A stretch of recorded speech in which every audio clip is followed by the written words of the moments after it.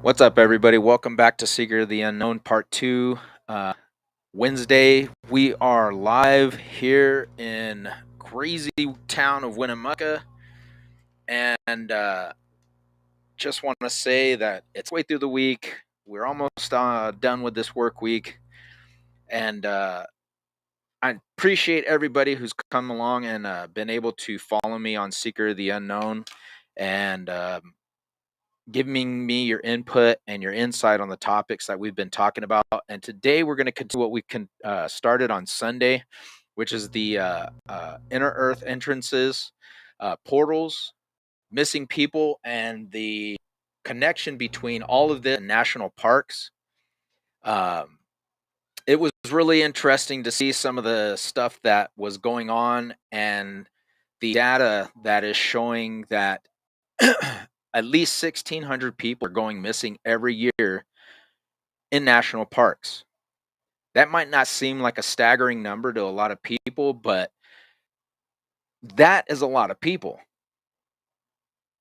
So we're going to kick it off and get back into this subject that we were discussing on Sunday. I appreciate you guys all coming along with me. So let's dive right into it and see you in a bit.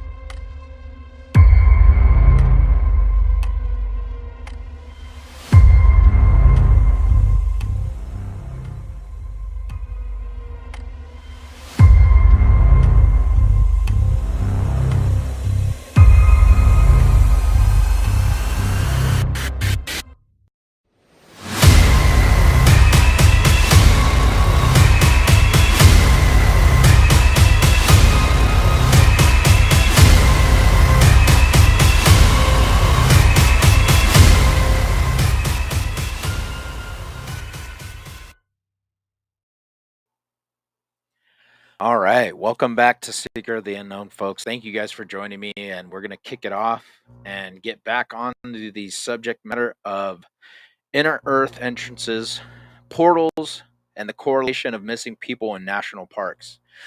Now, I know last on Sunday when we were talking, we were jumping in and we left off because I was talking about some of the cases that were happening in the parks and the correlation between both of the topics of, are the national parks a front? Because we've always been told, oh well, they want to save the environment and preserve this stuff for our children and their children in order for them to be able to see these places and enjoy them.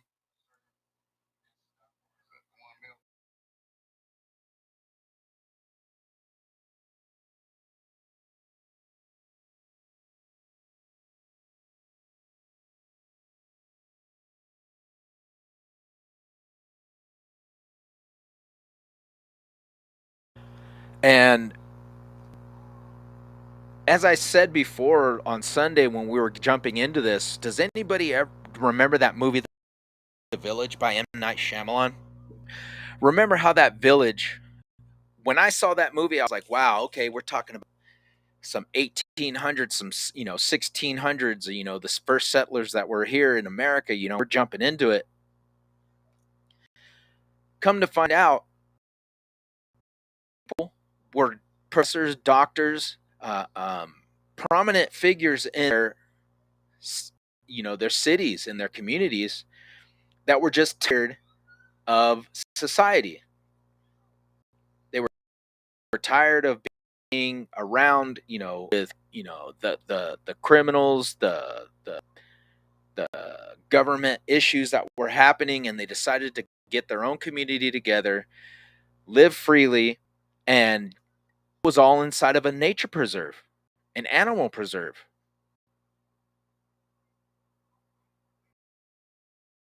They'd been living years, and their kids grew up thinking, oh man, they didn't know anything about the outside world.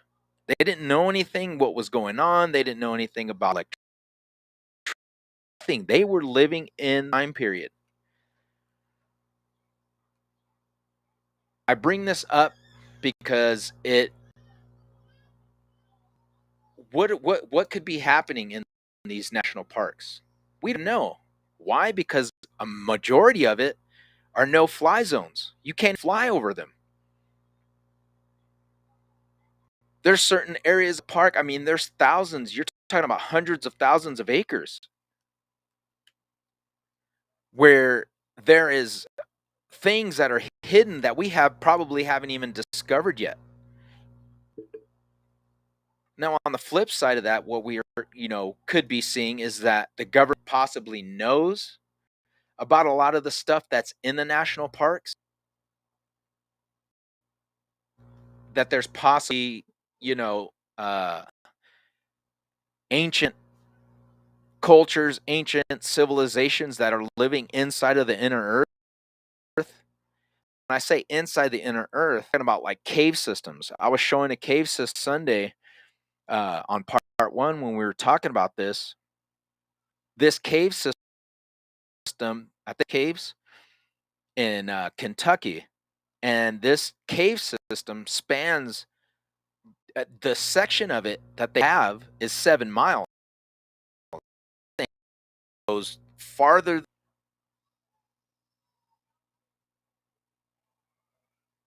But the thing of uh, the interest and the intrigue is that people are going missing in these national parks that coalesce with the maps that show all these vast networks of cave systems. That a majority of the missing people that go missing in national parks, just I was saying with Emery Smith and Corey Good and a lot of other whistleblowers who have come out on the TV show Gaia, the network, these whistleblowers, there are things that are living in the planet in these cave systems. If you live near a cave system, it is possibly 88 to 5% possibility that there is something that leads into another network of cave systems or the cave system conjoining together where something's living in the earth. Now, I know near us we have Lovelock Caves, and I'm pretty sure there's other cave systems that are around here, but you have Tonopah, Nevada. And that was one hot spot that one of the whistleblowers was saying that, yes, there is a network of water cave travel systems that they use, and that's one of the stops.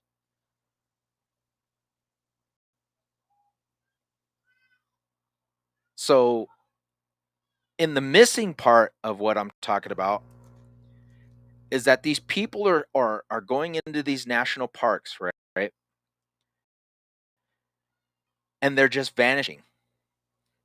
I saw an interesting a who was skiing out east. I think it was in Maryland. He was skiing with some friends, disappeared, gone, nowhere to be found. And I think it was like 6 days later, or 6 months later, or 6 weeks later, whatever it was. They found the man's body in Sacramento, still wearing his snow gear.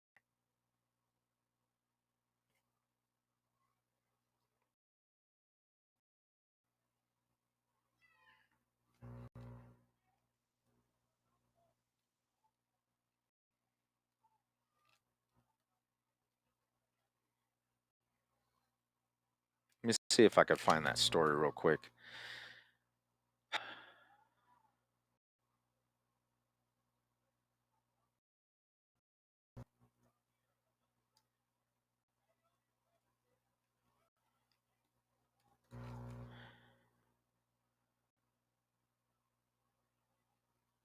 Yeah.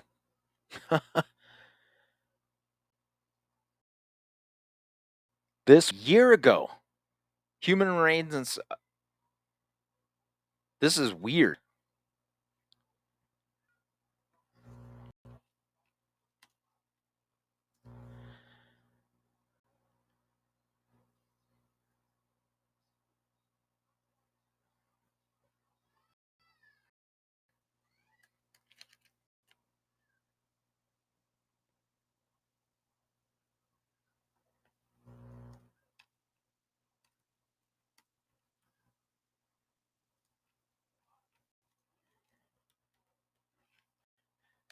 it just startled me because you see that how in the hell are people just vanishing?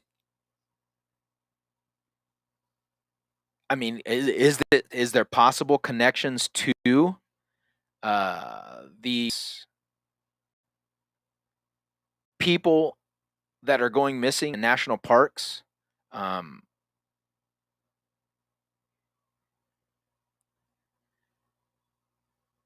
is it something supernatural? Is it something that's paranormal? Is it something that's um, you know, connected in some way to extraterrestrial life? I don't know, but there are possibilities of these portals being found parks. Let's check this out.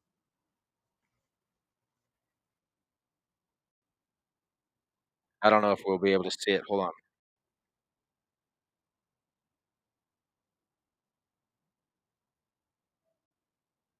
Hearing from places as wild as remote wilderness to as familiar as your own backyard. Yes. As we endeavor to explore Missing 411 Portal Theory.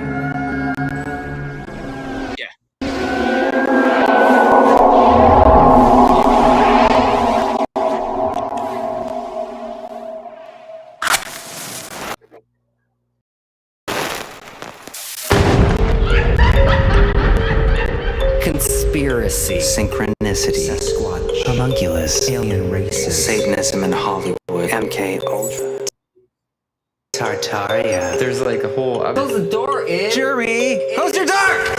What's the Inner Earth disagreements. Ghost Dad? I like that movie. Bohemian Grove, Corey Feldman, magicians are demons, specters and spirit summonings, occult teachings, strange disappearances, sky whale phenomena, alternative history, shadow people. Shh, quiet! I'm trying to say words with my mouth. It's getting dicey out there. Poltergeists. That's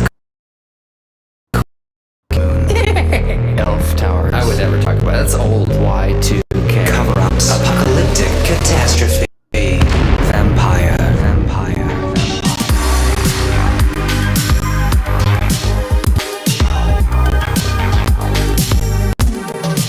Well, hello. I'm Jeremy. And I'm Chris. And I'm John. And we are the brothers of the Belief Hole. And today, boy, we have a fascinating episode for you guys. Yes, we do. I talked about in quite some time, but it brings us back to the roots, the original beginnings of the show. And for those of you who aren't familiar there with the missing 411 phenomena, or basically the light of strange disappearances in general, there are definitely some attributes that are strange patterns that were identified by Mr. David Paulides, who's times a controversial figure. Can you guys hear me? Mm-hmm. Yeah. I knocked my head. Weird. Anyway, I really like David Paulides on a personal level, even though I don't know him. But he seems like one of those guys you could just talk to. Yeah, you know. I agree. He's like a salt of the earth type of man. Yeah, absolutely. I think we may have mentioned this in a past episode. There was like a brief kind of controversy whether or not he was padding some of his material with cases that were actually solved, or not following up where certain details came to light that this person came back to the farmhouse, for instance, later on, and it wasn't that mysterious.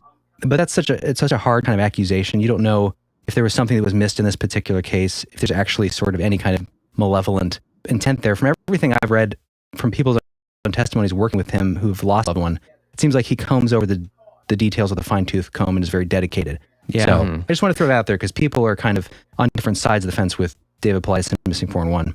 And that's kind of where I sit. Yeah, I mean, I gotta imagine when you're collecting that number of stories and trying to delve deep into what actually went on, or information that's not being provided to you, at least easily, you might miss some things now and then on a specific thing. It doesn't mean that you're out there maliciously avoiding facts of the case, especially if they come out later. That's my personal intuition, is that he seems genuine. That's just the vibe I get. And he's obviously done a lot of great work. Yeah, I think so. I think he seems like he really cares about people. At least that's the vibe that I yet. Plus, how can you not trust a man with a mustache like that? It's a beautiful stash. Politis just sounds like a trustworthy name. And David, it's our father's name. That's my middle name. We're talking about Odd circumstances in these missing cases that point to a pattern. A pattern leading to what? Well, we don't really know. Where are these people going? Are they getting taken? If so, how and why? So these are the questions, but the pattern that he pointed out, and we've talked about this in the past. If you haven't heard our very first season, we talked about Missing 411. It's archived for members now, but we did talk about it last season. So check out our archive. Oh, and if you're new to the show, quick disclaimer, we take this very seriously. People have gone missing, and it's tragic and horrible, and we do really feel for the families. Our show, we're going to goof around and laugh, but no way does that mean we don't take the subject seriously. Yeah, no laughter at people. Right. Just some of the, obviously, Just at ourselves. Just at ourselves. because we look at some of the more extreme possibilities of the topics we cover on the show, sometimes it gets a little strange, and sometimes it's kind of... It can edge on goofy at times, but I will say, because my mind leads to the crazy corner, that's where my chair is in my room at all times, I do entertain the more out there ideas, which can sound ridiculous and can sound like we're making fun of something or joking, but we're not. I genuinely think that there's a possibility to the portal theory. What was our last episode? Huh? What was the one before? The national parks Oh yeah, containment theory. containment theory. Yeah, that's a great one. I imagine these kind of cross over, don't they? Like, Absolutely. And that's a good point, John. I mean, if you look back at the sort of related episodes we did, there were some related to Missing 411. We had National Parks, Containment Theory that Jeremy kind of coined. We had Beyond Missing 411, Dark Fairies. That was a really fascinating episode. Yeah, connecting to fairy lore, which we'll do a little bit in this one too. But this is portals. This is portal theory, right, Jer? Yeah, this is the one side of it, right? Interesting. So just to mention, there are a few things that play into this, attributes of the phenomena. When people go missing in these scenarios, some of the tracking dogs, seems like the person, you're tracking them and then somehow they just vanish from the face of the earth because there's just no scent anymore, which is very strange for that to happen. This is really interesting, sudden inclement weather that appears, either right when the person disappears or right after. Suddenly a snowstorm rolls in when it was clear. A crazy amount of fog or rain, something that seems like it literally came out of nowhere. Well, could it have come from another world? A portal. That's an interesting part of this theory coming up here. People go missing and then they're found days or weeks later in the same spot that searchers have searched maybe 5, 6, a dozen, 2 dozen times, just sitting there. It baffles the people that are searching for them. So with that, that's just some of the attributes. I just wanted to kind of give a brief setup for people who aren't super familiar with Missing 411, these strange disappearances. Yeah, and it should be noted that we're not going to specific 411 cases on this episode. It's going to be cases with people experience specifically portals or portal-like phenomena and how that could relate to the Missing 411. But we're not going to get into the Missing 411 cases of people who didn't return. Instead of doing where people came across things like portals in these areas where people are disappearing. And with that, we'll get into the episode here. Yeah, I'm excited, Jared, because you said I think you're going to be bringing up some recent technological portal advancements, right? Yeah, you wouldn't think that there's science when we're talking about Jerry O'Connell style slider portals, but there is some science that's been coming out that's really fascinating that we're going to touch on here. And I'll just say this is a great quote I came across in my research that I feel like gets us into the vibe of this episode and a lot of believable episodes. Beneath the tides of sleep and time, strange fish are moving. Ooh, I like that. That's Thomas Wolfe. It just kind of sets the vibe of what is out there that we may not know of, that may not be on the map. Right, because we talk about this a lot when we're talking about more traditionally paranormal stuff, but it's, I think, fascinating to talk about this in the realm of this sort of living entities that are just beyond a membrane. Exactly. You know, not necessarily the dead, although some does correlate. Yeah. So there's these different accounts coming up here that kind of back up this idea of the portal explanation of the disappearances of people going missing in the woods and maybe even in suburbia. That's an interesting story we have coming up here. We'll present strange accounts and explore the obvious questions. Well, what evidence is there? Where do they lead if there are portals? Are they natural? Like, for instance,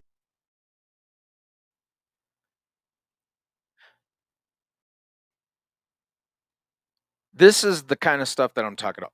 because it's not just, me bringing it up. This is something that people have been dealing with or seeing for years. And I'm talking about it goes back even to the early 1900s. You have people that have said that they have gone and they've just been walking down the street or walking down the road or walking into these trails, and all of a sudden it switches on them where they find themselves in another time. It looks like the same area, but it's not. And that's what's crazy is that if these dimensional portals or these dimensional doorways are in these national parks, does the government know about it? Are they just using people as experiments to just see what happens and document the cases? Because right now, um, the only person or the only documentation or recording of all this stuff is through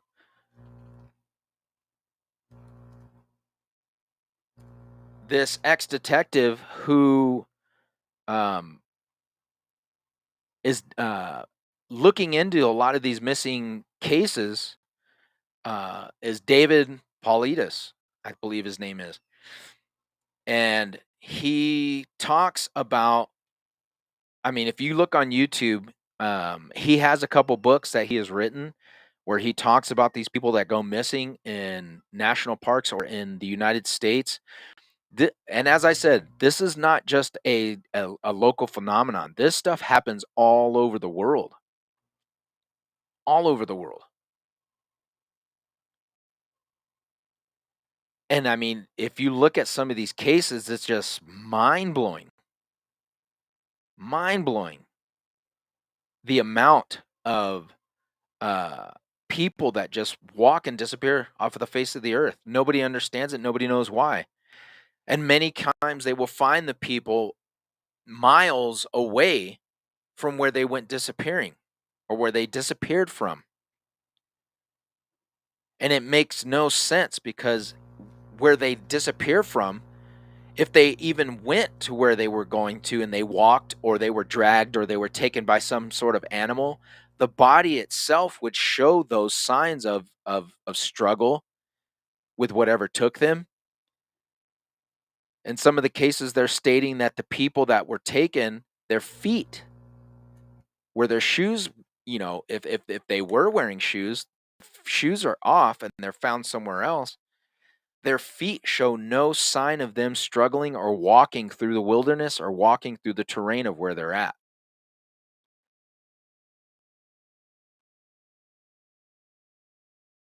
And this happens all over, folks. This isn't just, centralized. But David Paulides is recognized for getting the Canada America project where they document, it's a database that shows or categorizes people that have gone missing in Canada, in North America, in the continent.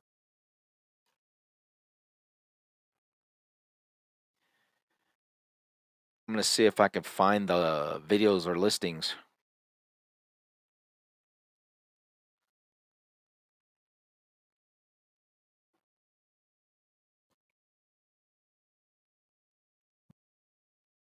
There was a story that I had heard on a podcast. I was trying to look for it today.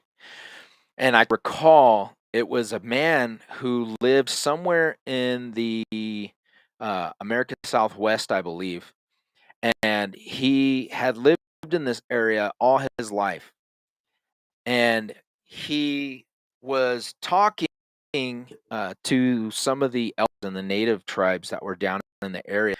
And they told him of a spot that their elders considered a sacred place, that the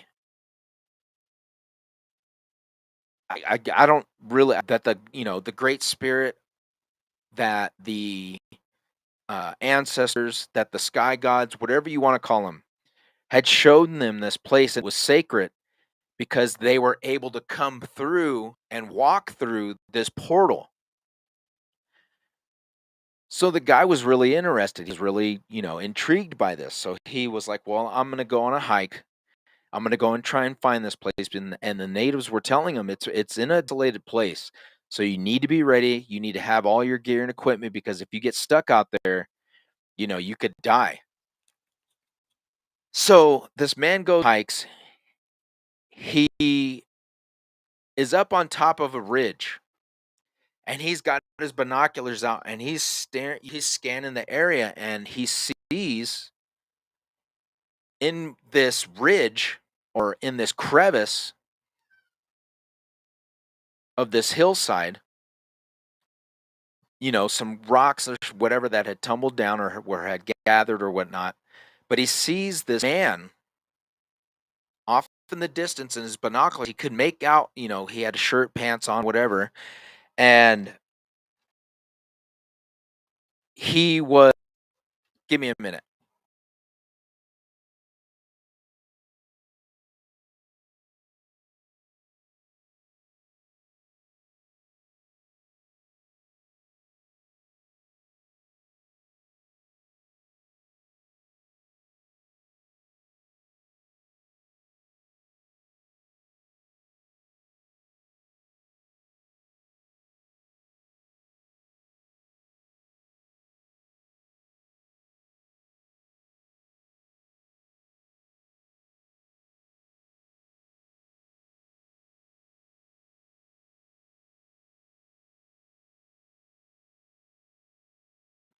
All right.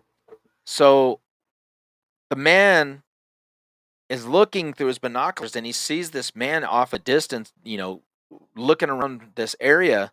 He can't quite make out, like, what is this guy doing? It seemed like kind of odd.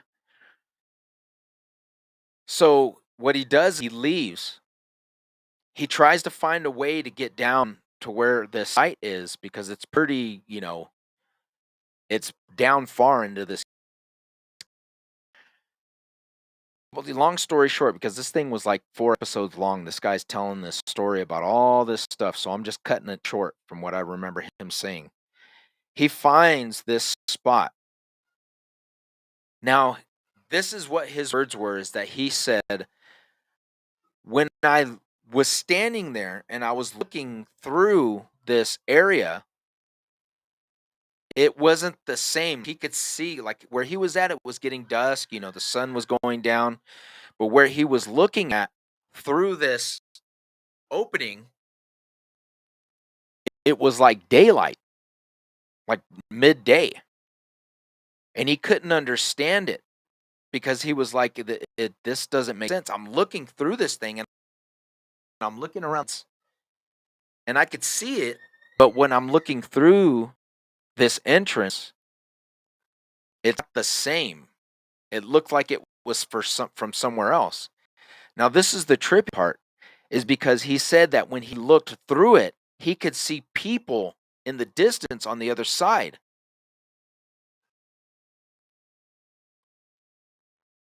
But they didn't look normal. Their clothes were different. And he couldn't, in his head, he couldn't register it, because he was like, this is not right. Like, this doesn't make sense. So he's scanning around, and he said that he had visited this places multiple times. I guess he was a professor or something, and he was at a university, and he had heard about this, so he decided to go and check it out. But long story short, he left, went camping, camped out at his site, trekked back into the site, because he couldn't drive into it. He had to trek into the site. When he had went back to the site the following day, following week, he said that he had felt like he was being followed, and he being really cautious, because he was like, if something happens to me out here, I could be gone forever and nobody would be able to find me. So he was looking around, and he noticed on the ridge line that somebody was looking at him. And he said that Later on, he realized that it was him looking at himself, but he didn't notice it because of the time shift. He was in another time. It was two separate incidences where he was down in the bottom and he was up on top in the past or future, looking at himself in the past or the future. That the area that he was in was a time shift, which is really crazy because when you think about it, he's not the only person to say something about this subject. And as I stated before, this is not just something that happens here. It happens all over the U.S., all over the world.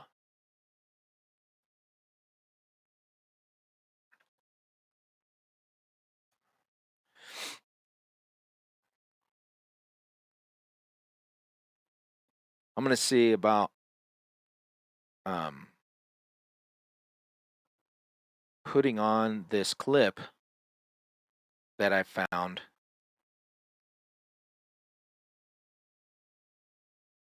Let me close this real quick and then I'll pull it out.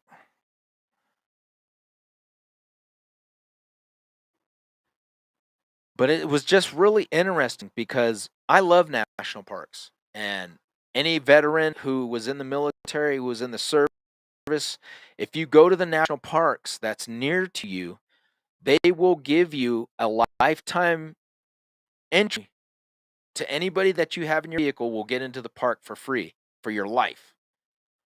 Okay?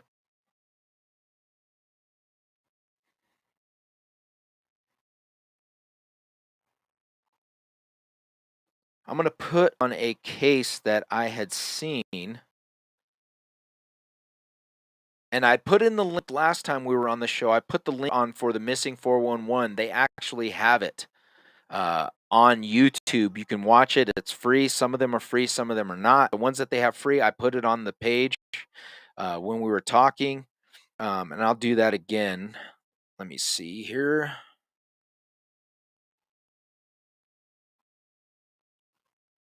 Yeah, let me see.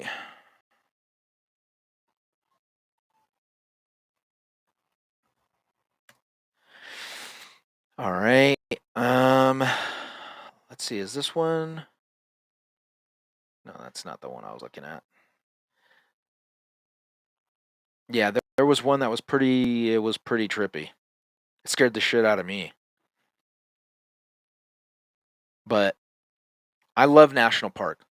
I love being able to go and take my family, being able to show them things, being able to look at the beautiful nature that is, something that is preserved for us to be able to see and experience. But at the same time, when you hear things like, people have been missing, people go missing, people are missing, people were never found again, it makes you think, just like I said before. I have seen the videos of what these people are talking about, and these whistleblowers who work inside of the government clearly say, if you do this, you're going at your own risk. You're doing it at your own risk. They even said that they would not take their families to these places. Why? Because I'm going to put this on and then we'll share. Let you guys check it out. Sure.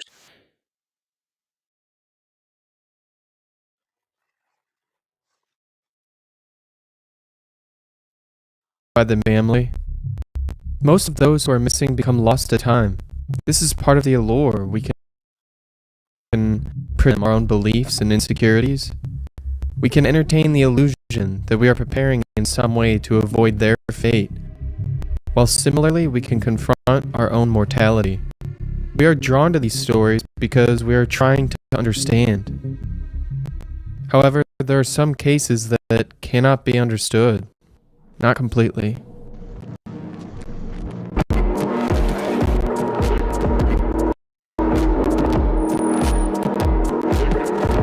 And I love how he's down where he tells everybody statistics. face masks and social distancing, a record number of Americans at national parks in 2020 and 2021. With the expectation of clean air, open space, and solitude, these visitors are unaware of another danger yet to be uncovered.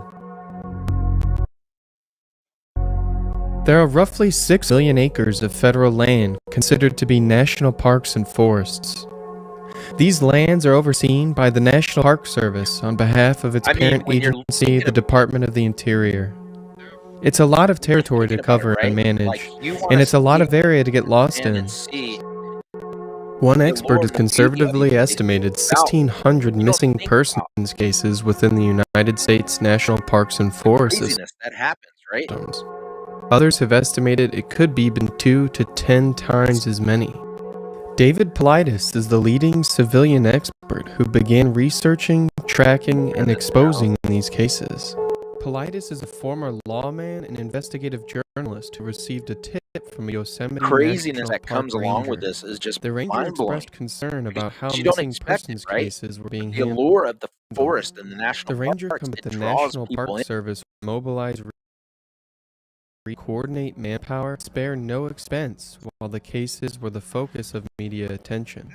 However, as publicity and search and rescue efforts It makes you faded, think, like, the why cases were forgotten. they would do this if they know Politis what's going on. filed Freedom of Information Act requests petitioning for a list of disappearances. He received a attorney who initially balked at his request until stating that no central database existed.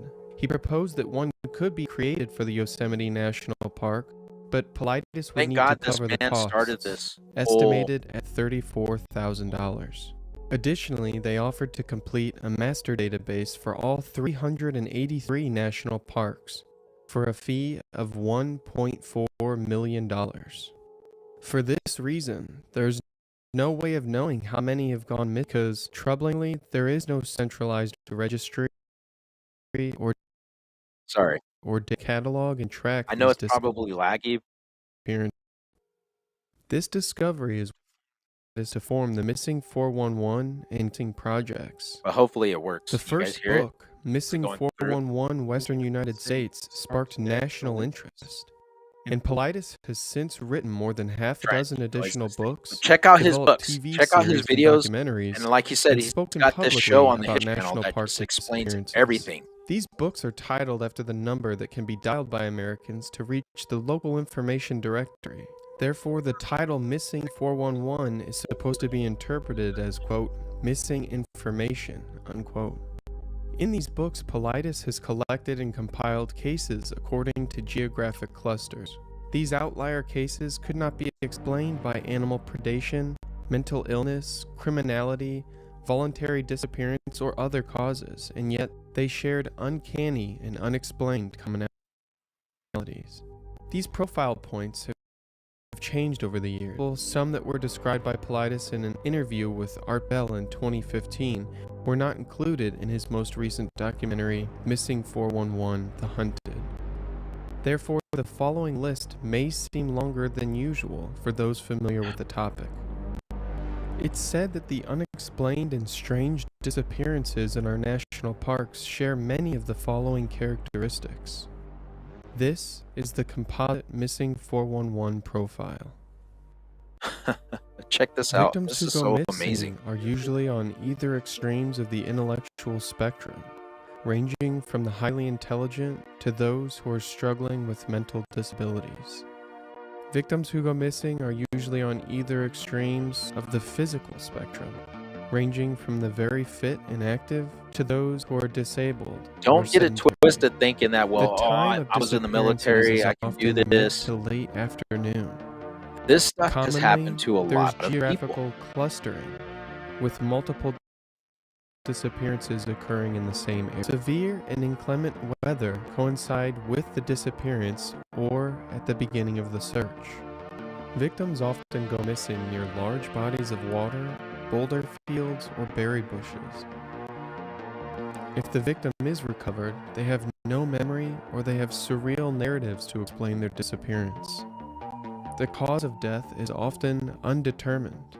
bodies are recovered in areas that have already been thoroughly covered by search and rescue. Search and rescue teams will often be unable to find any tracks, or if tracks are found, they will somehow vanish mid-path.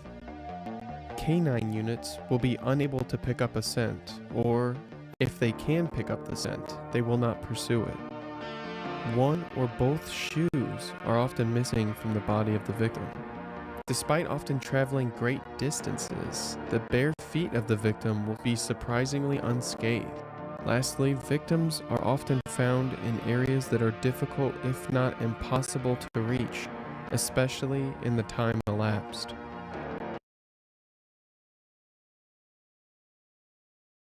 You see the videos of the people that go missing and where they go missing from, it just boggles your mind, because you're like, what is going on here? Like, these people are vanishing and they're finding them miles away. These people are experienced. They've had a park ranger.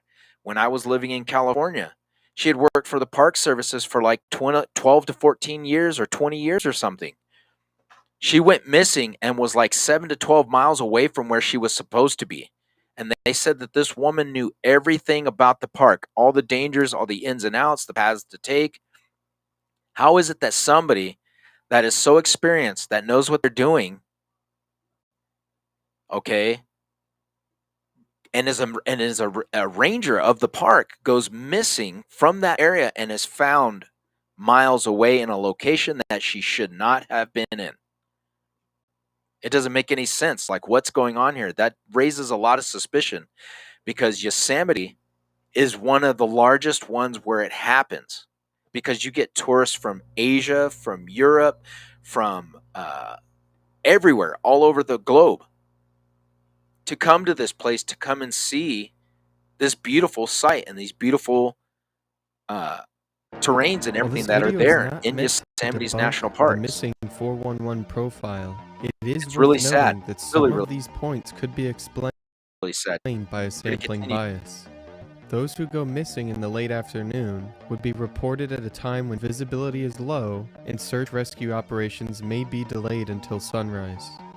Those who go missing in inclement weather would have a higher likelihood of not being found, because visible tracks would be diminished, visibility would be low, and search and rescue operations would be impaired.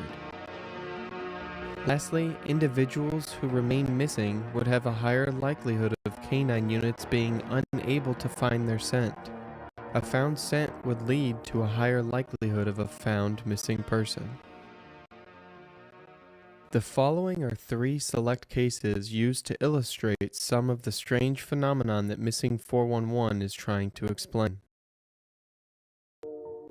On the morning of March 14, 2014, Dr. James McGrogan hiked into the wilderness outside of Vail, Colorado with a group of physicians. He had recently accepted a job as an emergency room physician in Indiana, and he was ready for a wintry trip into the mountains with friends. The group embarked toward Iceman Hut. They brought split boards, a snowboard that splits into 2 halves to allow for cross-country skiing when traveling uphill or touring.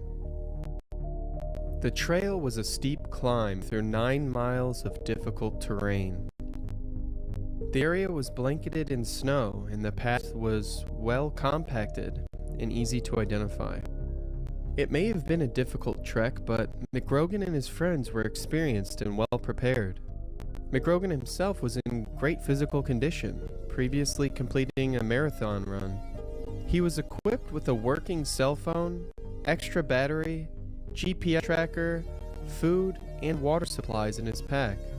The group stopped to take a break after a few hours, but McGrogan pushed onward to meet further up the trail. However, this is the last time McGrogan was seen alive. The group continued the trail after only a few minutes, but they didn't encounter McGrogan at the designated meeting spot, and upon reaching the Iceman Hut, there was still no sign of McGrogan. Gone. Eagle Valley Sheriff's Nowhere to be Department found. searched on foot and snowmobile. 3 helicopters assisted in the search, and they covered over 18 square miles for the next 5 days until bad search. 20 days later, hikers found McGrogan at the bottom of an ice fall in Booth Falls, 4.5 air miles east from Iceman Hut. 4.5. Look at where he was found. Hold on, let me rewind this. Let me see. Yeah, this stupid thing. They found him 4.5 miles. Right there. Look at this.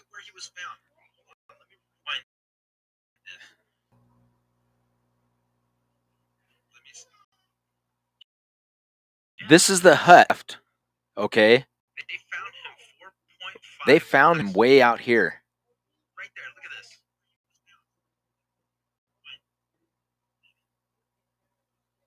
The guy was literally right. He told him, I'm going to go ahead. Okay. How does this happen? East from Iceman Hut. The area had already been searched multiple times by search and rescue. Authorities reported that parts of Vale could be seen from where McGrogan's body was recovered. He was found with head trauma and a broken femur, partially undressed. Wow. He was not wearing his coat, gloves, boots. McGrogan would have to climb and descend Very suspicious stuff, folks. 5,200 feet in steep elevation, requiring a path that likely traversed 10 to 15 miles, backing to safely navigate the slopes. He would have had to be 30 feet tall. Many of the villagers off a clear trail, no visible tracks. He had removed his boots before the incident. He was in a dangerous and difficult place to reach. And now what they're doing is this is so cool, is that David Politis, what he did is he made this database, right? And all this stuff that you're seeing them talking about, the correlations of what happens with these people that do go missing, you're seeing that he is showing you, okay, these things that happen to these people that go missing in national parks all lines up to a lot of the other people. But why is it happening? I think so. Is that what's happening to these people isn't just something that's isolated, like, well, it only just happened to this 2 people. A lot of this stuff is that you're showing us is actually happening to all of them. The similarities that are going on between it's mind-boggling. Why didn't McGrogan activate his GPS transponder? Politis confirmed the area where McGrogan was found had cellular reception, so McGrogan dialed for an emergency rescue.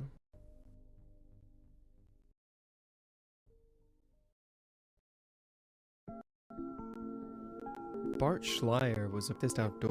I mean, like he said, this person was they knew what they were doing. They were outdoors people. They weren't just like somebody just going out there, oh, well, let's go walk the trail. These people that go missing are experienced in what they are doing. And as they said, why didn't he activate his GPS? Because David Politis went out, he found there was cell service, so he could have got on his phone, or he could have activated his GPS and found his trailing and found out where he was at. But you seen the correlation of what was going on, because he was missing his shoes. He was in a place that was very rugged and very treacherous in terrain. It was towards the end of the day, but the point of him being gone, he was literally right there, and they found him 4.5 miles away. Let's check that out and find out. Let's look at the rest of the video. An accomplished wildlife biologist with experience in the Grizzly Bear Recovery Project in Yellowstone and the tiger conservations in Siberia. Paradoxically, Schleier was also an avid hunter, and he was prone to spending weeks or even months bow hunting wildlife. He was last seen alive by the pilot who flew his chartered float plane to Reed Lake, the Canadian Yukon Territory, on September 14th, 2004. The plane would return 2 weeks later to pick up the hunter, but he was nowhere to be found. Schleier was well prepared for his trip. He brought 3 Action Packer crates of gear. One crate was filled with canned food that would last a couple of weeks. The second crate was filled with his clothing for the trip, and the third contained his camping gear, including a good tent, sleeping bag, inflatable boat, and more. After he was reported missing on September 30th, Mounties from the RCMP in Whitehorse, over 175 miles away, investigated a campsite. They found the remains of a meal at his camp, but the food crate was secured. His boat, a half a mile from the camp, in the brush shore of the lake. It had been secured at both ends in the thick brush. With the weather deteriorating, the Mounties speculated that Schleier had hiked to the Klondike Highway. Friends were adamant that this was not a possibility, as he had not contacted any of them. Dissatisfied with the RCMP's response, a friend of Schleier's in Whitehorse, named Dib Williams, returned to the campsite with a friend. They found Schleier's camp. His tent had been knocked down, and they discovered his backpack, bear spray, VHF radio, and knife on site. Williams and his friend returned the next day to continue their search around the boat. Less than 200 feet in the woods, they discovered Schleier's bow with handmade arrows and a buckskin quiver. They found a bag full of gear. Many speculated this was a blind, and Schleier had been sitting on his pack, prepared to call and hunt moose. In broadening their search, the two found a camouflage mask with some hair and blood inside. Mounties returned to the scene with conservation officers and civilians to begin a grid search. Further searching turned up a baseball cap, camouflage pants, and camera. These were not damaged, scratched, torn, or bloody. Bones were discovered 200 feet away. The teeth were used to identify the bones as those of Schleier. Speculation centered on a bear or wolf attack. However, there was no sign of a death struggle nearby. The surrounding area was covered in undisturbed moss. The clothing would have been damaged and soaked with blood. Additionally, scat from bears and wolves nearby were collected and tested. While they did contain bone, there was no sign of fabric. In other instances of bear attacks on humans, clothing is often found mixed with remains in the bear's scat. In other cases, bears will cache their prey, meaning they will bury it for storage and return at a later date. But there was no such cache nearby. Lastly, bears do not seek to incapacitate or slay their prey. They will simply begin to eat, whether their prey is alive or not. This would have led to a gruesome and messy scene, but searchers could find nothing of the sort. His campsite and bag were left undisturbed, but attacking animals would likely return to investigate, especially for the canned goods. Bears can and will eat through tin cans. Schleier's criteria outlined in the missing 411 profile. He was a bright and accomplished outdoorsman who was physically capable of withstanding the toughest climb. The inclement weather of the compacted search efforts by both the RCMP and Schleier's friends. He disappeared near the Reed Lakes in an area that had previously been searched by the RCMP. The cause of death could not be determined. Some speculated that he suffered a bear attack, but there were no clear signs of a death struggle, no fabric in nearby grizzly scat, and no tooth marks in the recovered portion of Schleier's skull. Schleier was an avid outdoorsman and experienced hunter with a past of recovering grizzly bears. With that in mind, how could he have suffered a surprise bear attack? How had his clothing been removed without claw or tooth marks? And with no sign of a struggle or remains nearby, what happened to him in the woods?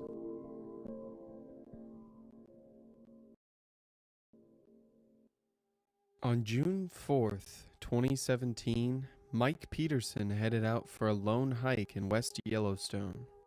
He wore an orange hunting vest and waders, and he was well equipped, packing bear spray, food, and a firearm. He began down a familiar trail, one he had hiked with his children in the past. In fact, he was so familiar with the trail that he knew where he would have cell service. Throughout the hike, he texted his girlfriend, Bonnie Sanger, who was at a different area of the park. He arranged for her to pick him up at 6 p.m., and they would start a fire, cook dinner, and relax. Sanger arrived at the arranged location at 6 p.m., but there was no sign of Peterson. She waited for him, and at 7:20 p.m. she heard 4 gunshots in the woods. She called the local sheriff's office, and a search and rescue operation began at 10 p.m. Over 40 individuals participated in the search and rescue, including K-9 units and helicopters.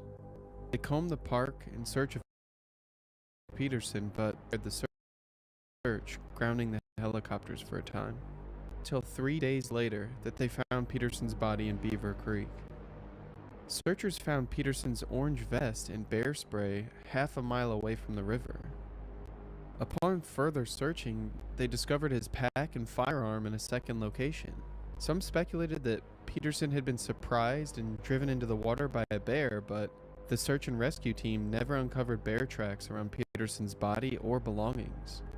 Mike Peterson matches many of the missing 411 profile points. He was a physician with backcountry experience, and he was familiar with the area. He disappeared in the late afternoon, and his disappearance coincided with Jeff Murphy, another from Yellowstone in that same week.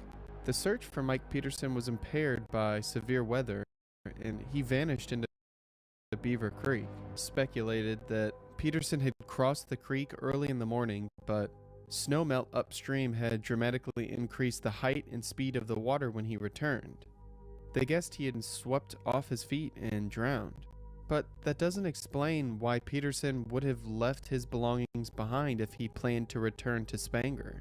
As an experienced outdoorsman, he had enough supplies and means of communication to simply signal for help. And while Peterson was recovered, many questions still remain and will likely never be answered. Missing 411 attempts to draw connections between seemingly unconnected cases. It does not provide an explanation or cause behind these connections. However, skeptics and believers alike are quick to jump to conjecture about the true cause. Skeptics maintain that these profile points are coincidences due to data selection, and they explain the cases with a number of hypotheses. Victims who are in peak and may overestimate their abilities, behaving with less caution than necessary for their circumstances. In frigid temperatures, individuals may suffer from hypothermia and begin to paradoxically undress, a common phenomenon.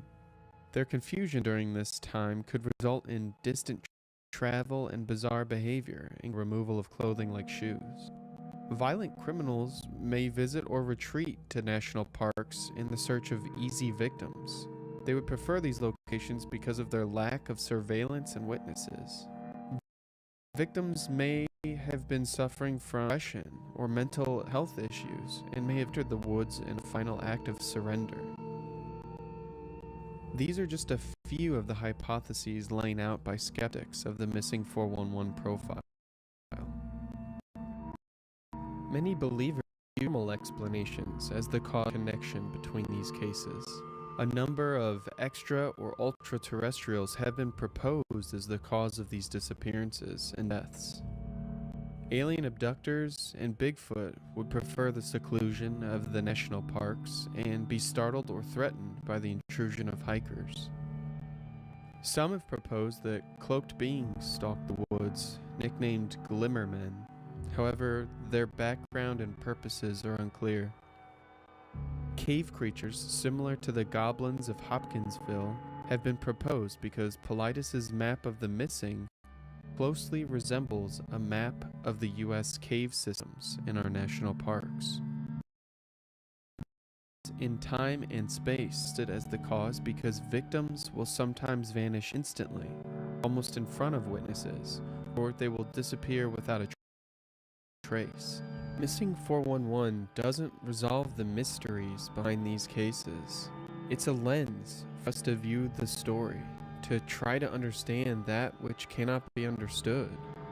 We are drawn to these mysteries because they cannot be resolved. Looking for answers, we are only left with questions. That and the memory of those who have gone.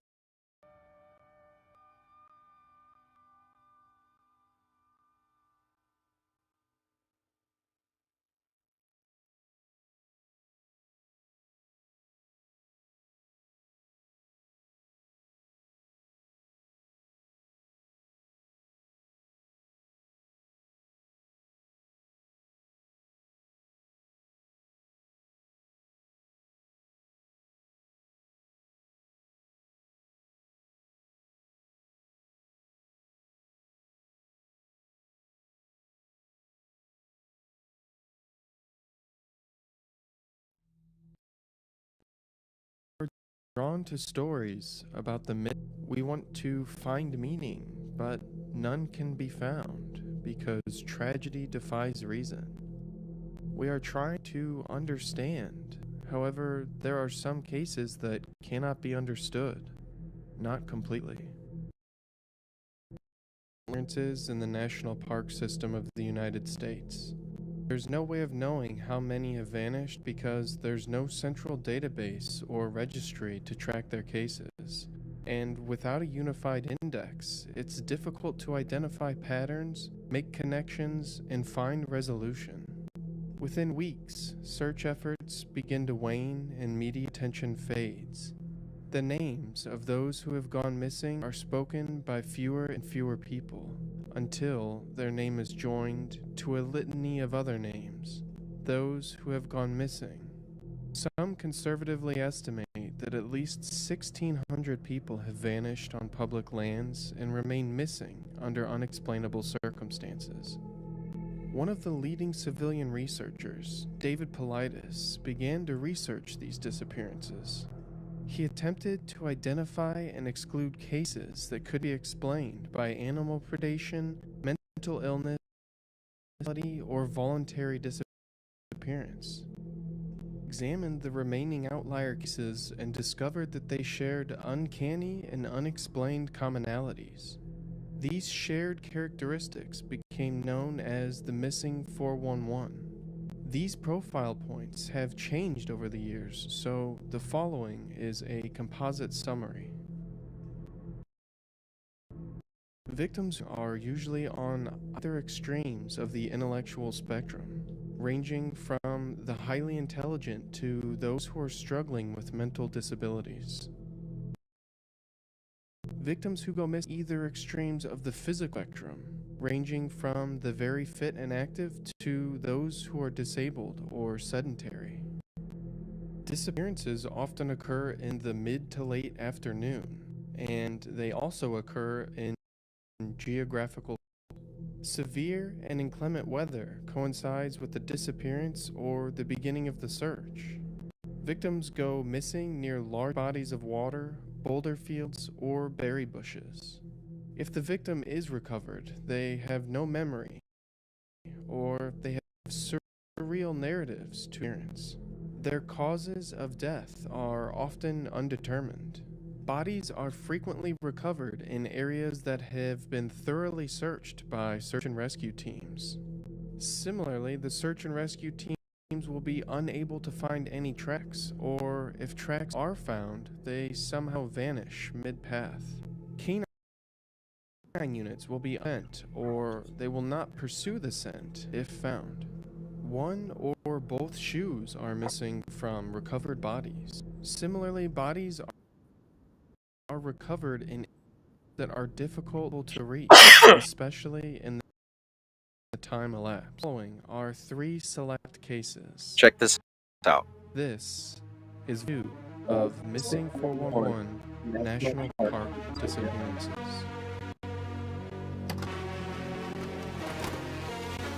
So I put the link of the video down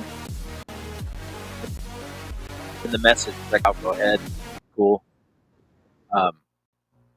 But it's just awkward, really. You know what I mean? That we see a lot of stuff happening, but the correlation of it being, why is it happening so much? What's really going on here?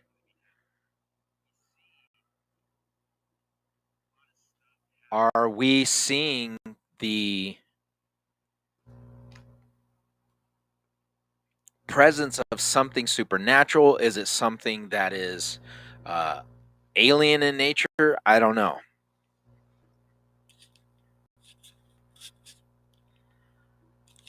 But whatever it is, it's something that's happening throughout the world, in our national parks. And the government obviously knows about it. We don't keep records of this stuff. It came down to a man who was a detective having to go and look up these cases and say, okay, well, what are the statistics? What how many people have gone missing in this area? And they don't have anything. Why would the government not keep track or give this public information and statistically say, okay, in this, check it out. It's like, if something bad happens, it'll ruin your reputation, right? Now, if you have a bad reputation and people are not coming to this place to come and see it, you're not making money. So if you're going to threaten or put a warning out saying these places, these national parks are high risk for people to come here because they go missing, sounds to me like they don't want to freaking lose out on their revenue. They don't want to lose out on monies that they're possibly going to be getting coming in from all these tourists. That's what it seems like to me. I don't know. Maybe I'm wrong. Let me know what you think. I just, like I said, it baffles me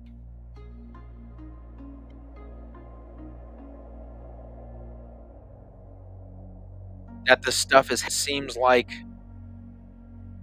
nothing to see here. Like I said, hold on.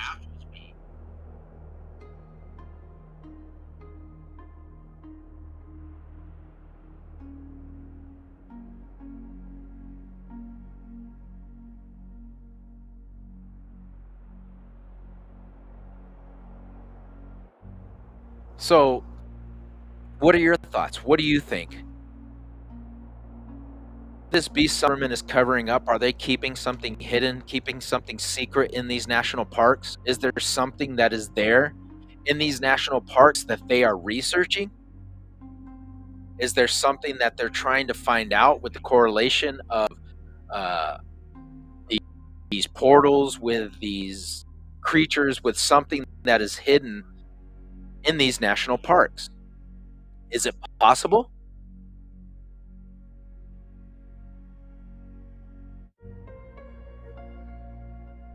That what we are actually seeing is government experiments on the population in these areas of the national parks?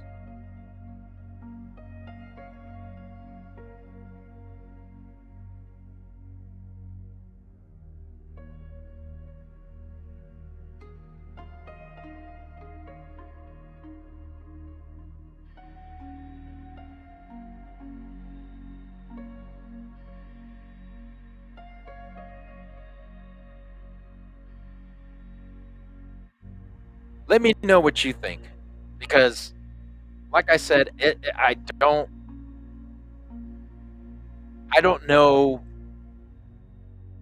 I'm not saying for sure that the government is behind this, but all I'm saying is that the evidence is pointing to something that is occurring over and over and over again in different scenarios with different people from different walks of life, different backgrounds, different experiences, and it's happening around the national parks. This phenomena of portals or things that are in the earth that are happening, or creatures being seen. What's really going on? What's happening in our national parks, folks? Because I'm telling you right now, I love being in the outdoors. I never go anywhere without my weapons when I go camping. I never go anywhere without, a backup plan. And I'm pretty sure these people who have done this are doing it the same way I'm, but they go missing and nobody knows what's going on.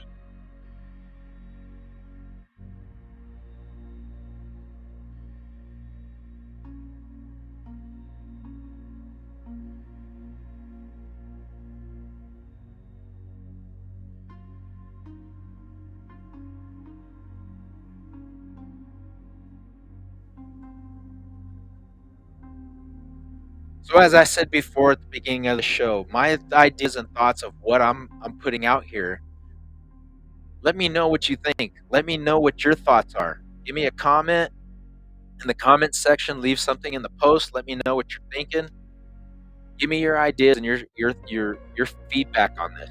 I want to know what you guys think about this. Is this something that would concern you? Is this something that you feel that you would be like, hey, I would not give my, would not take my family to these places and stay there, knowing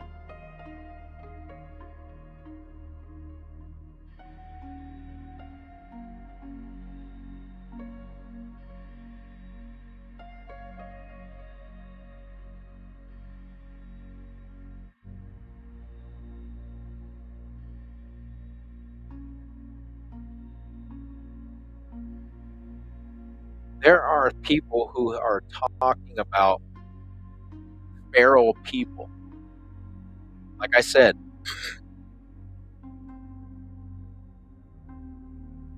people that live in national parks, that go and hide in national parks.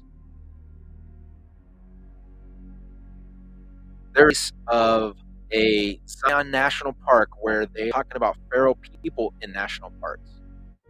So check this out. This is an article from Bird Resorts. You must have heard the urban legends of people living in the forests and jungles, but have you heard the rumors about feral people living in U.S. national parks? These speculations are widespread and they discourage hikers and potential campers from going out, having fun in such places as these. Interestingly, there are variations. You will hear different stories from different people. Despite the outspread rumors about mythical beasts and cannibalistic and feral populations in the national park of the U.S., there is little evidence of their reality. Now, this is a dispute claim because, like I said, whistleblowers have come out from the government saying it. As a matter of fact, most of the missing person cases were due to injuries, old age, and the inability to navigate the trail when hiking alone. Does this sound anything like that detective from Missing 411? It's like a dispute, a rebuttal against what he's saying. Like, well, the evidence that you're coming up with is not true. This is what's going on.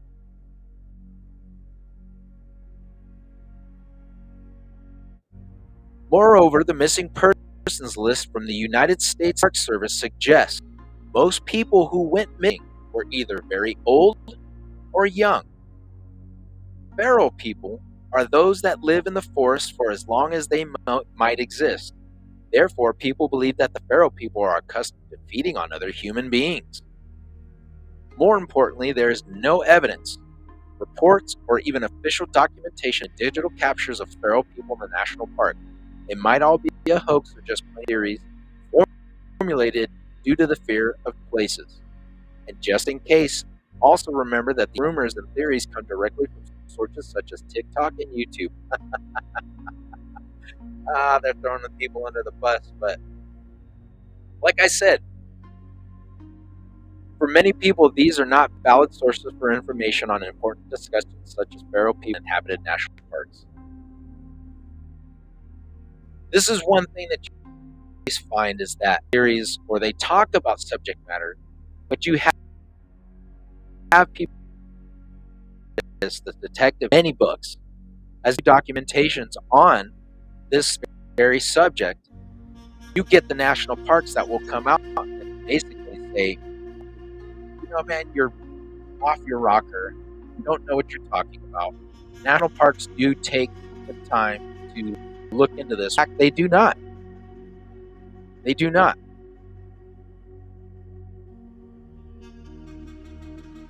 Now, as I said, this is a resort camping source of information, but it's validate.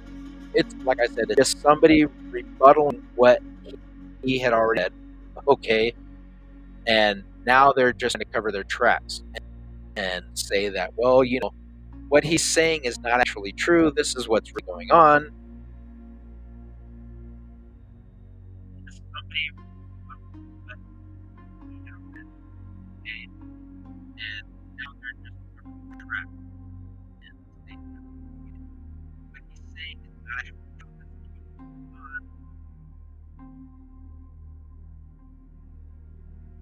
So what do you believe? You've got a man who has done his research, who is actually investigating these cold cases, right?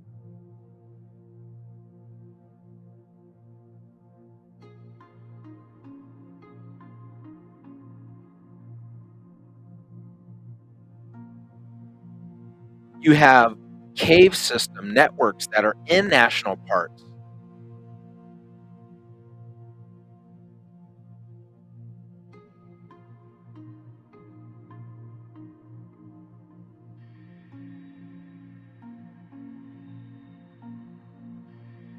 These networks of caves, like I showed you in Mammoth Cave, where this cave system is so vast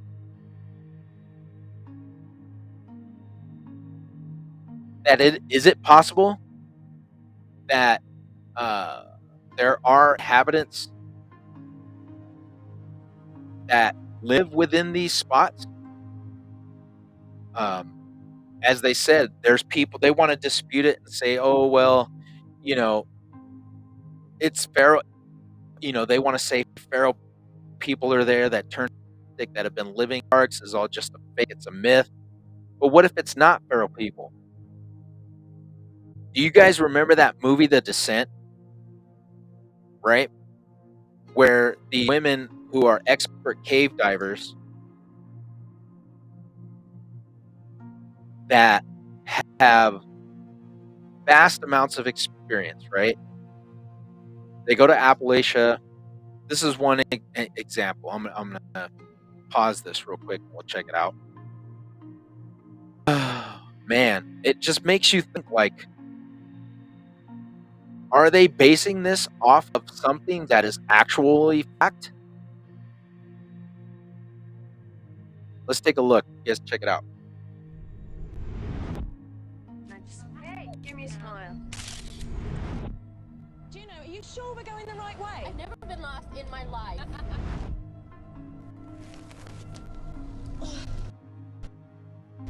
But it's the shit out of me. That's down the pipe.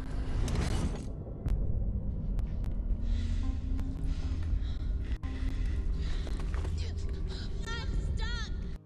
I can't breathe. Sarah, you have to calm down. I'm coming back. Okay? Okay. Okay, move. Now! Now! This is not good, guys. Can we get out of here? Which way? I don't know.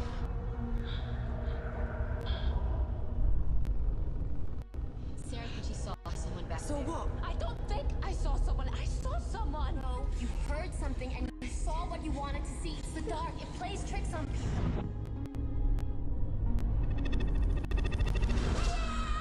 Please! Is there anyone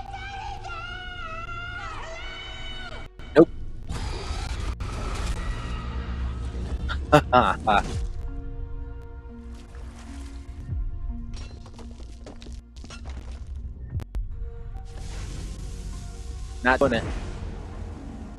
I told you I saw someone!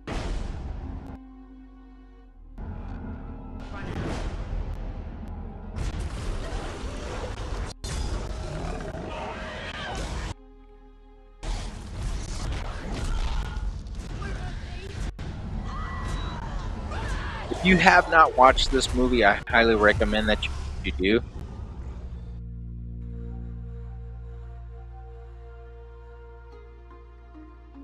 For one reason, the reality of crap that happens when people that have not been able to see this, it shows that the expertise of these people that go into this cave system, right, in Appalachia. They're so happy, yay, let's go check it out. And they find themselves in this cavern system that has not been explored because one of their members decides, well, hey, we're going to check this out, but I'm not going to show everybody and lead them somewhere where they think we're going. So she kind of tricks them into thinking that they're going somewhere that she's already planned, but she's leading them into this place of the cavern that is not, it hasn't been mapped out yet. So she's getting in her head thinking, well, if we do this, we can name this place after somebody, yada, yada, yada, after her friend's dead daughter who was killed 3 years ago. She's traumatic. She's trying to get her out of the house, get her, focused. But anyway, they get to this cave system. They get deep into this cave system. And what they find is that there are these humanoid people that have adapted to the night and the cave system where they're blind and they hear off of their, they listen by sound, or with their ears, they listen to the sound in order to see, but they are cannibalistic. And it makes you think, what was going on with this? I guess there was a supposed unit from the Fort Bragg that was sent.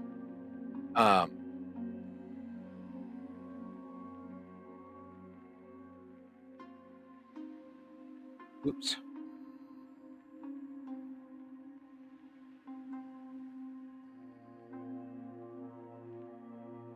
There was a special forces unit that was sent out to the Appalachian Mountains.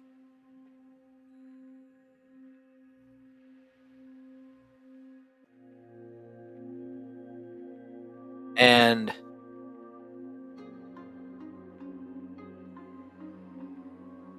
supposedly there's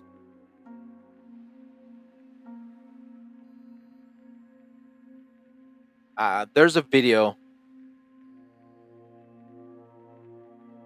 of these people who are saying that they went out to, I guess it's a Sasquatch or some kind of a beast that lives in the Appalachian Mountains. And he's saying that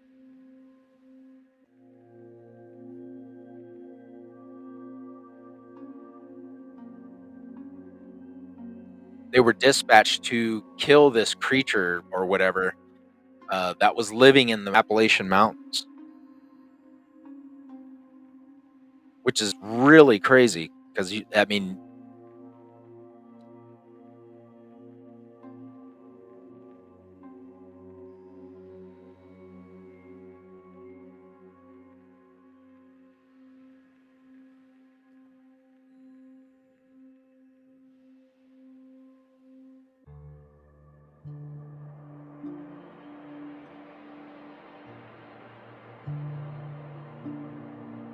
that.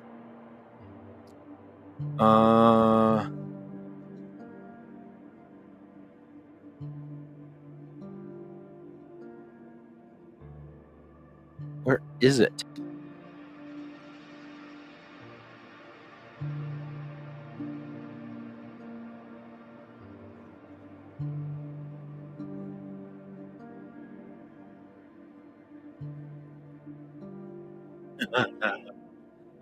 Oh my God.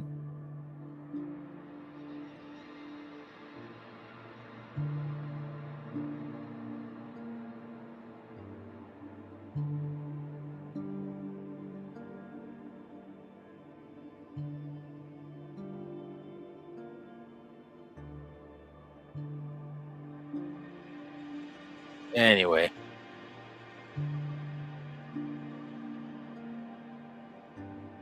so as I was saying, these disappearances of people in these national parks, with these ongoings with these portals or these uh, disappearances of people that have gone into national parks due to some occurrence, whether it's supernatural, whether it's extraterrestrial.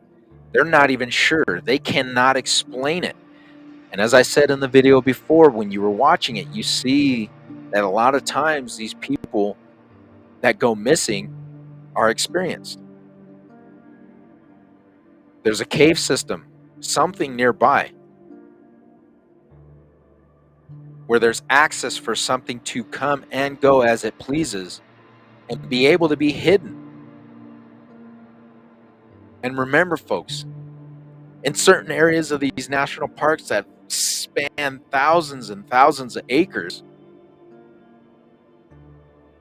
there's no way that anybody could possibly be able to say, oh, well, we've been to that region. We've mapped all that stuff out. Yeah, they have LiDAR scans. Yeah, they have satellite imagery if that's possible, that they get it and they could see everything and where the terrain, is very treacherous or whatnot. But as I said, there are instances where the government gets involved and you have units like special forces coming out of Fort Bragg that go into the Appalachian Mountains because of an incident where they're missing, that they sent these people in there, this unit, to go kill this thing, whatever it is.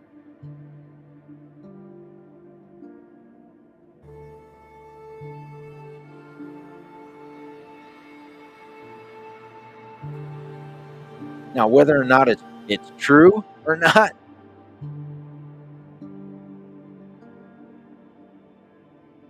I guess this thing is a Bigfoot creature or whatever it is that they found. It is real. It makes you think that it's that bad that they have to send these units in to go get this thing. But the facts are this: people go missing in national parks. 16 to 2,000 people a year go missing in national parks. And the statistics that this detective, David Politis, shows is that during certain times of the day is when people go missing.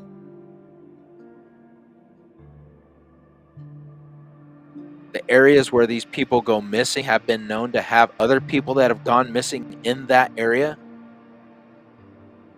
That's why I said, does this deter people from doing it because they know? If you put this information out there and you let people know, hey, look, your friends, your family members or whatever, or if the government was to say to these people who are paying thousands of dollars to come to the United States just to stay in these national parks and see them, or the businesses are booming around these areas of these national parks because these people are booking hotels and the restaurants are making money, and the shops are doing well because they're getting all this business because all these tourists are coming in. Do you really think the government is going to say something about this fat cash cow and cut the money off from it because of people going missing because something's happening? They know it is. They're not going to stop that cash cow from coming in.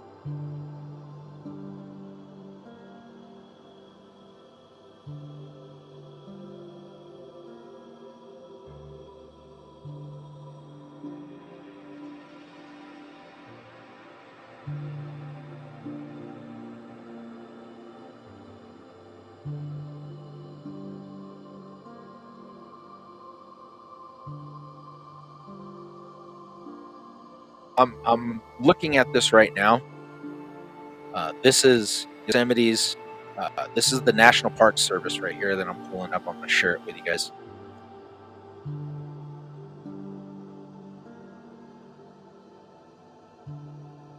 All right, this is the National Park Service. They are issuing what looks like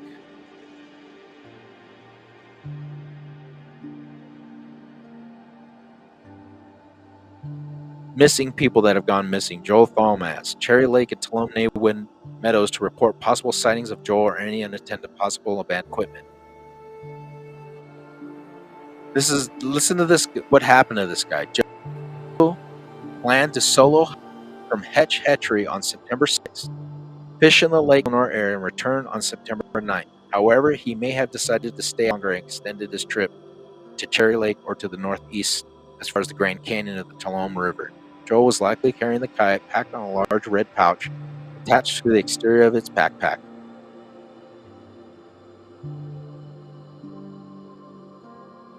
I mean, look at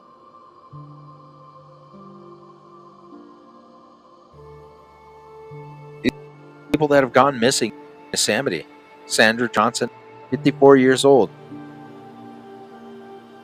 She was last seen July 4th, 2020, near the Chiquito Pass trailhead in Madera County. She was camping alone in the Sierra National Forest vehicle and was seen walking away. She refused assistance from other motorists, and sleeping bag matching a recent REI purchase was found a few days later off trail 2.5 miles north of the accident scene, and just inside Yosemite's National Park boundary. Her original campsite was most of her gear appears to have been abandoned. Peter Jackson, 2016. These are just some of the known people that have gone missing in the park. How insane is that?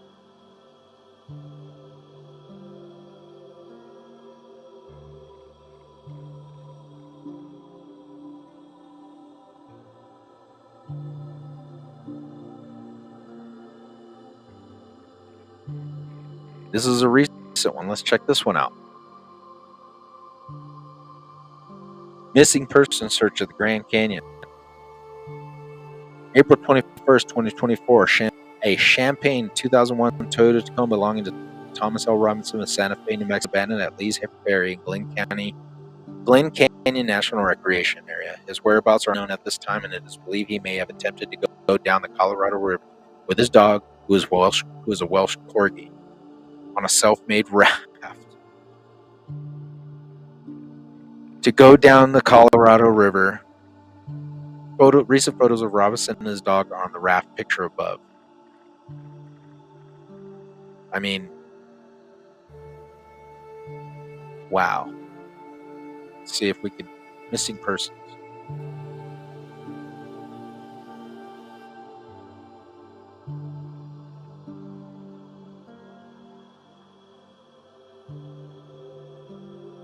I mean, look at this. Missing person recovered below the rim along Desert View. Search initiated Hermit Creek at Grand Canyon National Park. These are all the filings of missing people.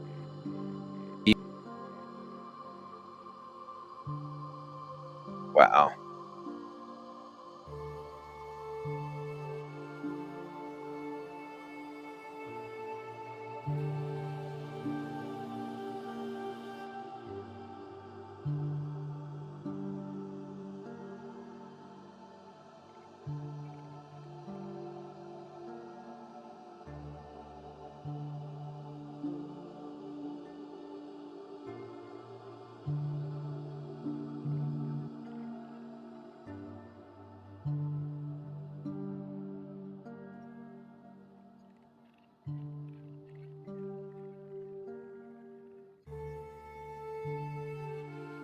I don't know. It just baffles me that we have a lot of these incidences that are going on with these national parks, and the government is just like, oh well, let's put up a sticker or a flyer and just throw it up on the wall, and just if people see it, they see it.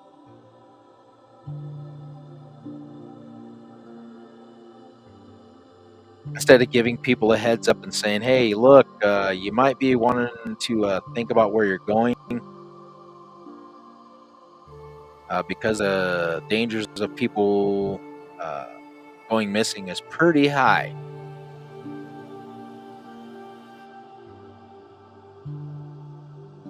Whew. The light is bright.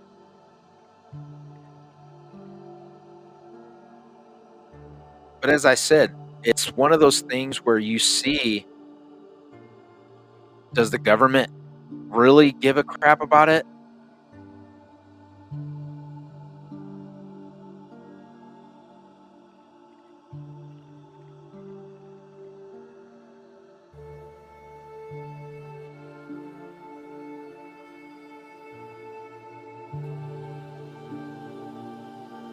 I'm gonna stop so we can watch this video. Hold on real quick.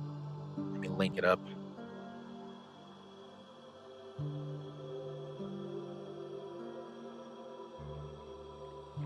Let's see what's going on here. What's going on? All right. All the time. But are they simply getting lost, or is there something more sinister hidden in the park? Hello everyone, and welcome back to our channel. I'm your host Emily, and today we're counting down our list of the top 10 parallel universe portals hidden inside national parks. Let's see. Now before we get started, I just wanted to say that thousands of people go missing in national parks each year, and we really don't have an answer to why. Coming in at number 10 is Yosemite National Park. With more than 750 miles of trail, Yosemite National Park is a vast, unspoiled wilderness, making it a hiker's How insane dream. is that? If someone Beautiful disappears, place. sending a search team is a nightmare. Now, at the moment, there are 13 people still missing there, the disappearances ranging from 1972 to 2021.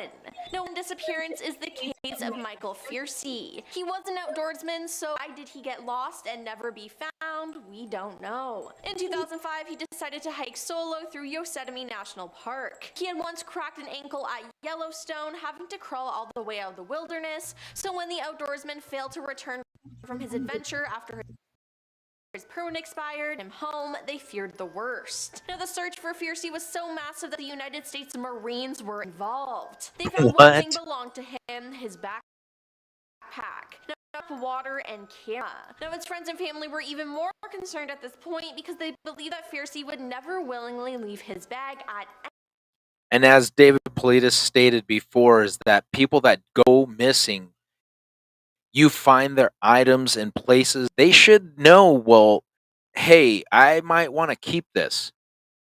Why would somebody intentionally, if just think about this, if you're going, right, and you have a piece of equipment on you that you know, your compass, your map, flashlight, some form of safety measure that you keep on because you know you're going to need it. Why would you look at the guy? Why would you intentionally just leave your bag and just place it right down? And people say, oh, well, you know, he got tired. Maybe a bear got him. But in the area, there's no signs of struggle. There's no blood. There's no evidence that anything had happened or in the area. It's like they just left it there and disappeared. Anytime during a hike. Now, unfortunately, in the 16 years that have passed, no other trace of Fiercy has been found. With someone so experienced, I find to be suspicious. Me too. Great Smoky Mountains National Park. Dennis Martin was on a camping trip at Great Smoky Mountains National Park with his family in the summer of 1969. Dennis and his brother, they were going to hide separately in the bush and jump out on different sides of the campsite to scare their fathers. They did the prank, but they realized that Dennis was missing. Family, park rangers, and other hikers spread out to search for Dennis almost immediately, but he was nowhere to be found. That evening, there was heavy rainfall, which is bad news when you're trying to track someone. The search for Dennis became the largest in National Park Service history. Dennis seemed to have disappeared completely, leaving no trace at all. Now, people's disappearances at national parks have prompted people to question how a map of missing persons in the U.S. lines up with America's largest cave systems. Are these people disappearing and being taken to these caves by cave people, animals, or some sort of creature? And are the caves portals to parallel universes? Who knows? Number 8, San Bernardino National. David Gonzalez. Like I said before, people bring this up and we talk about this subject matter. It's not to make people afraid. Obviously, people freak out. You're going fucking missing in national parks and nobody knows why they just disappear. Okay? It happens. It's happening a lot. The crazy thing about it is this. Would you willingly put yourself in those positions to be a statistic and become one of these missing people in a national park, knowing the fact that people go missing every year without a trace, never to be seen? Some get found and they're hundreds of miles away, a few miles away, places that they should not be. And they are in areas of these cave systems. A majority of them happen around these cave systems, these networks of caves. That's a fact. But the reason they go missing is the illusion. Why does it happen? What is going on? What is the government not telling people? Because a lot of times there's things that are being seen around national parks. There's things that are paranormal or freaking extraterrestrial like. And as I said before, this isn't just me asking this question or putting this information out there. People that are interested or are trying to find answers to why this stuff happened are also there's hundreds of people. When camping with his family in San Bernardino National Forest. At one point, he asked his mother if he could get some cookies from the family car. But 40 minutes realized that David never returned, and the cookies he wanted to grab were still inside the car. Now, he was never found alive again. His death is viewed as one of the strange disappearances in national parks. A week after missing, his badly decomposed body was found only a mile from where he went missing. Now, this area was already home days prior, so this means that he must have been dropped there by someone or something. An autopsy revealed no trauma and no overt injury. He was just dead without any reason or clue as to why. Now, this is already baffling, but what makes the case of David so strange is not his disappearance alone, it's the way the local and investigators seemed to handle the case. Claim that David was dragged off by a mountain lion, despite no injuries that would suggest that be his fate. Nobody nearby heard David scream either. Now, David's parents had gone on record to say that they don't believe David got dragged off by a cougar. They believe that he was kidnapped and that he still may be alive somewhere, and that the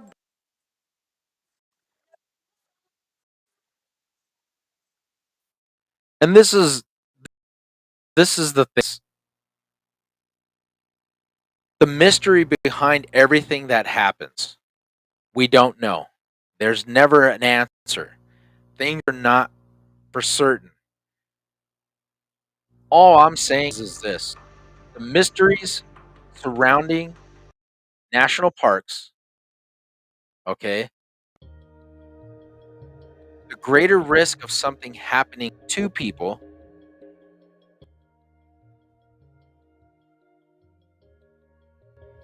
is likely. I say likely because look at the statistics of how many people go missing in these areas. If you decide to go camping or you decide to take these treks or these hiking routes, please be prepared.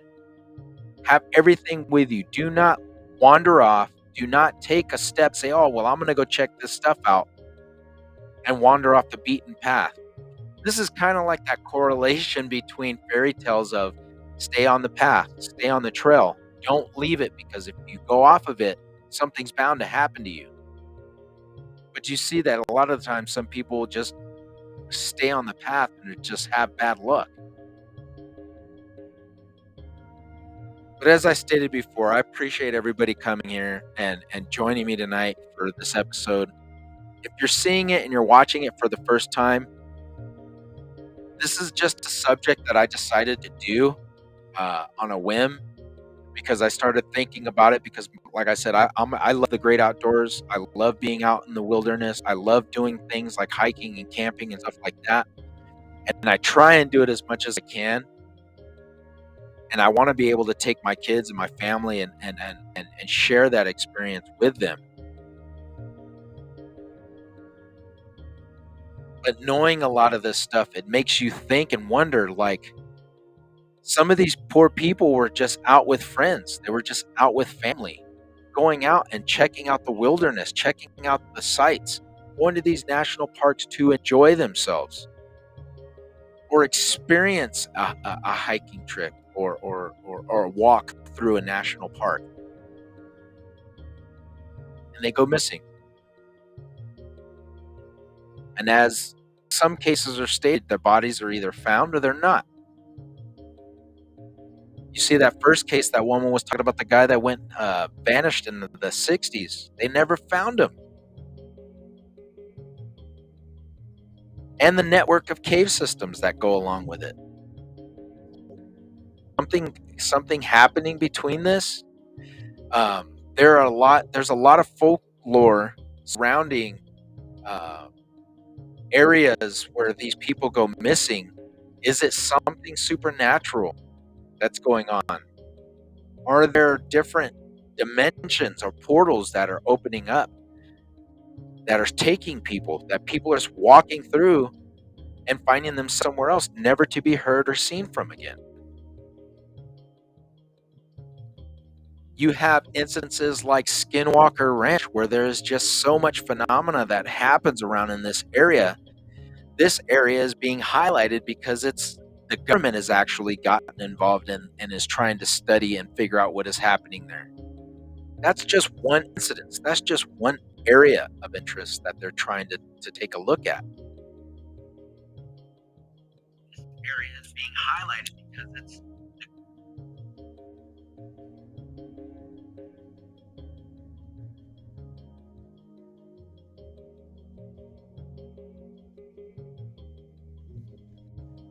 as I said before, thank you guys for coming along. Thank you guys for being here. Thank you guys for watching, if anybody's been watching.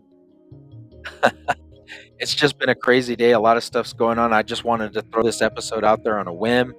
Get your guys' ideas and feedback and find out what you guys think.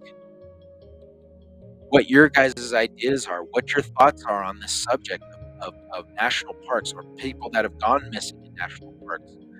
The incidences of portals or time slips where people go missing, where they're just hiking, they're walking, or they're doing their thing, and then they just vanish. What's really going on? And it's not just adults, it's kids. Kids just go missing. People are like, hey, I just turned my back for a second, and they were gone.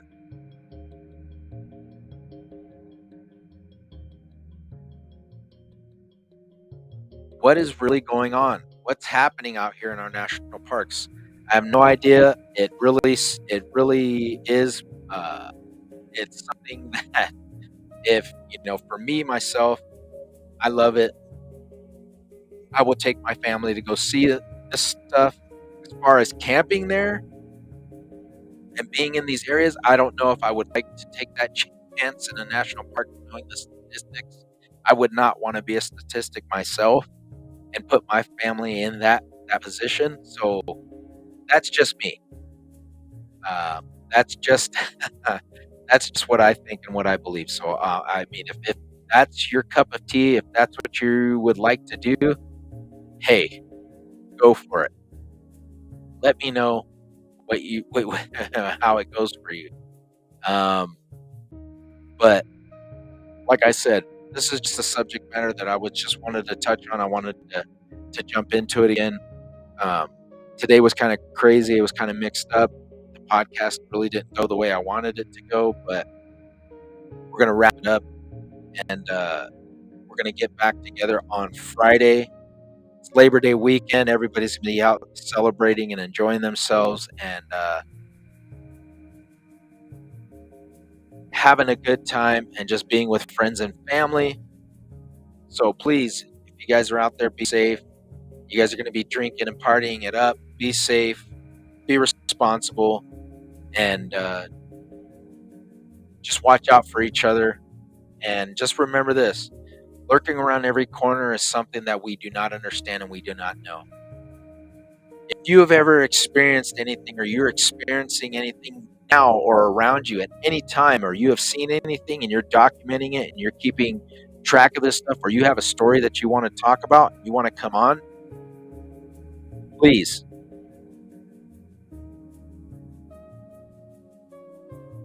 Let's see if I can paste this. When we're on the show, just get on. Let me know what your thoughts are. Tell me what you think.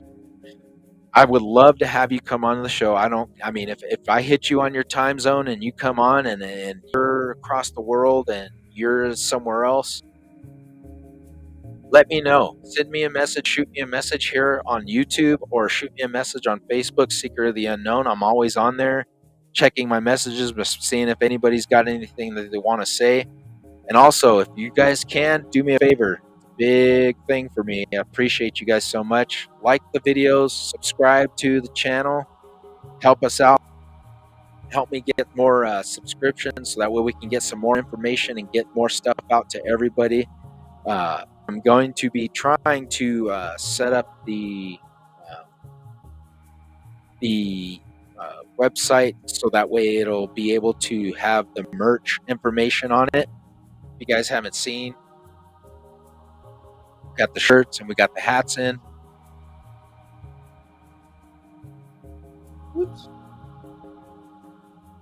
Stuff. I'll get some stuff posted. If you haven't seen it, it's on Facebook.